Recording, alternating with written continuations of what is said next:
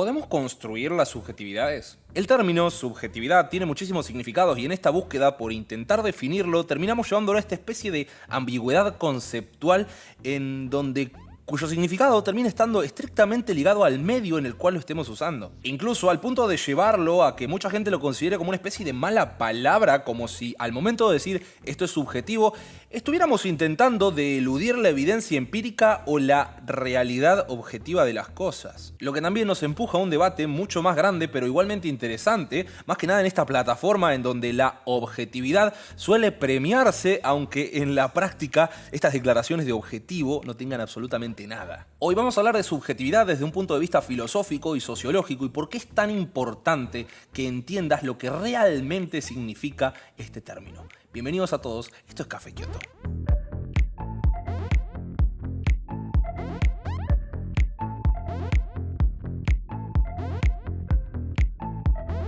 Construir una única definición que abarque todo lo que entendemos como subjetivo y si lo que queremos es no dejar cosas afuera es una tarea sumamente difícil. Algunas de las interpretaciones más generales y tradicionales son aquellas que entienden que lo subjetivo es el carácter de todos los fenómenos de conciencia que el sujeto los refiere a sí mismos y los llama míos. O también como la noción y el efecto de tomar el punto de vista del sujeto, entendiendo al sujeto como un sujeto individual. Y si te perdiste un poco con las definiciones, voy a intentar masticarte un poquito este palabrerío. Podríamos llegar a concluir que la subjetividad más o menos es la singularidad de las experiencias, todo ese cúmulo de hechos vividos que a su vez nos constituyen y que nos acompañan a lo largo de toda nuestra vida. Sea porque te hayan pasado cosas lindas, cosas feas, en el trabajo, en la calle, en tu casa, en tu vida amorosa o incluso mirando una película mala en Netflix. Una misma experiencia vivida por sujetos diferentes adquiere valores únicos en cada uno. Hay muchos países donde entrar calzado a una casa es considerado de mala educación. Vos que toda la vida te criaste con zapatillas dentro de tu casa te da exactamente lo mismo.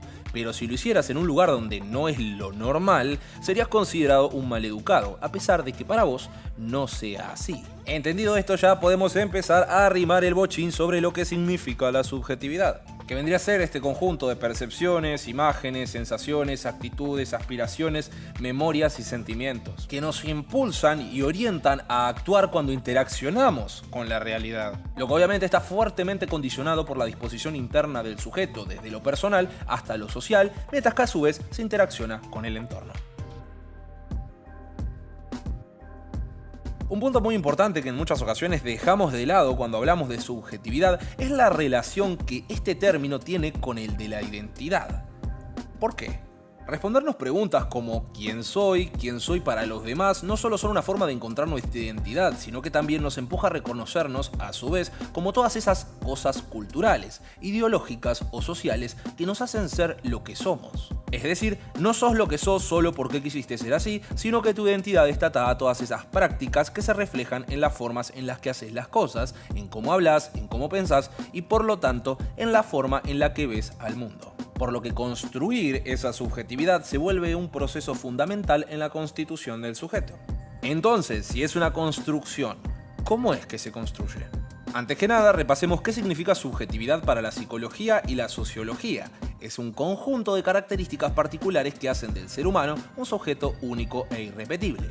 Eso que te hace una persona autónoma con pensamientos, deseos, intereses, a fin de cuentas, un ser con voluntad propia. Y para explicar esto, creo que no hay mejor forma de hacerlo que trayendo a un viejo conocido del canal, Michel Foucault, quien, y desde su perspectiva, afirma que la subjetividad sería el resultado de la incidencia de los mecanismos de normalización en el individuo. ¿Y qué es un mecanismo de normalización? La escuela, por ejemplo, un lugar donde somos disciplinados con el fin de producir un tipo de mentalidad acorde a las condiciones que pone nuestra cultura. Los mecanismos de normalización son dispositivos que moldean las acciones del individuo desde el exterior, pero siempre dentro de los espacios cerrados de las instituciones disciplinarias. Como les dije, llámese escuela, pero también podría ser la familia o un hospital psiquiátrico. La función es la misma: normalizar y evitar conductas desviadas. Por eso es importante entender desde dónde se empiezan a construir los procesos de subjetivación.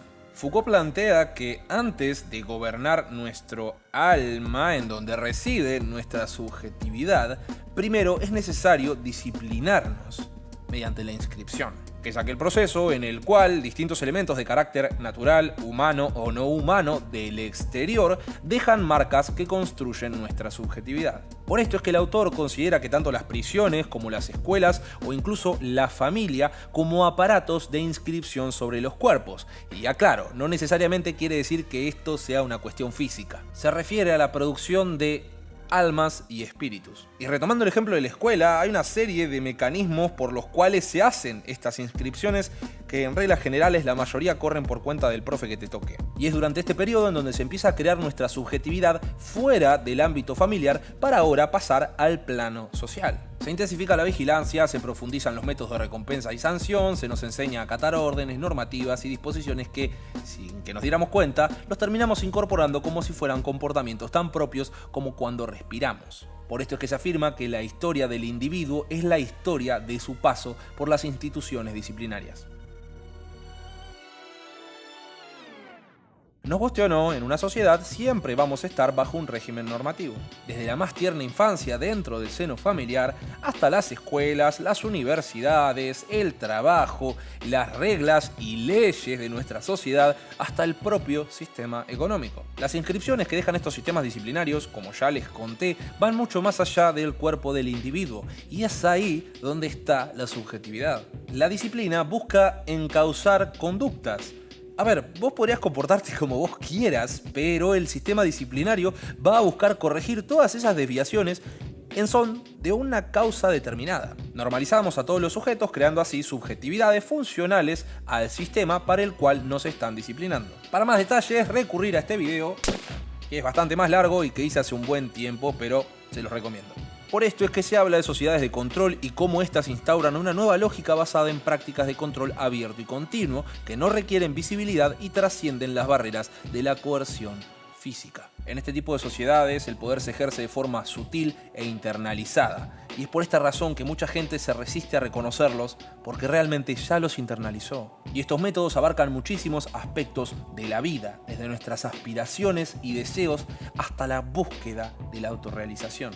Por esta razón siempre nos consideramos participantes activos de nuestra vida, mientras que al mismo tiempo ignoramos que siempre estamos buscando el balance entre nuestras ambiciones con aquellas actividades socialmente valorizadas. Llámese consumo, rentabilidad, eficiencia u orden.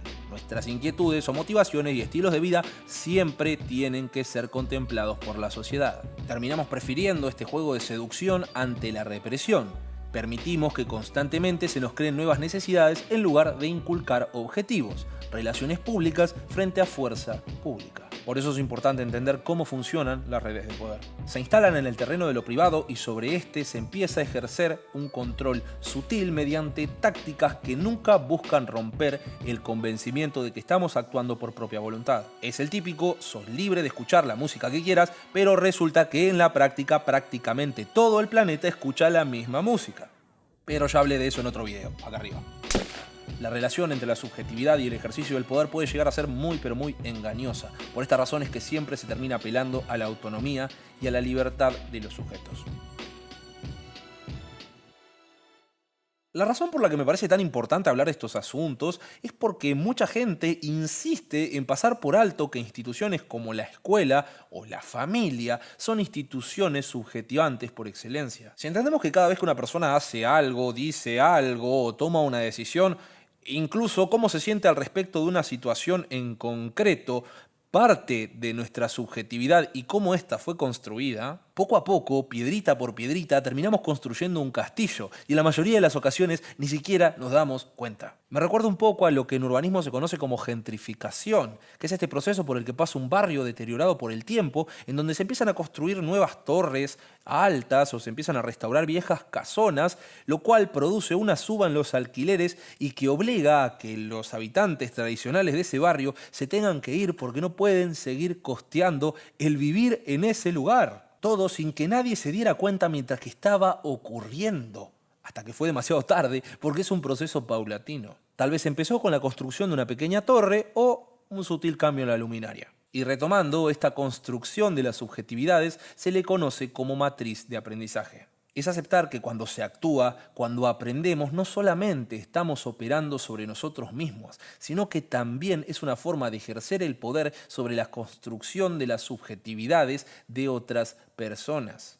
Y sea cual sea el modelo de aprendizaje que hayas elegido o que te hayan impuesto, o si esto tuvo un efecto positivo o negativo en vos. Siempre, pero siempre, pero siempre, tu subjetividad va a ser una construcción a partir de las matrices de aprendizaje de otras personas.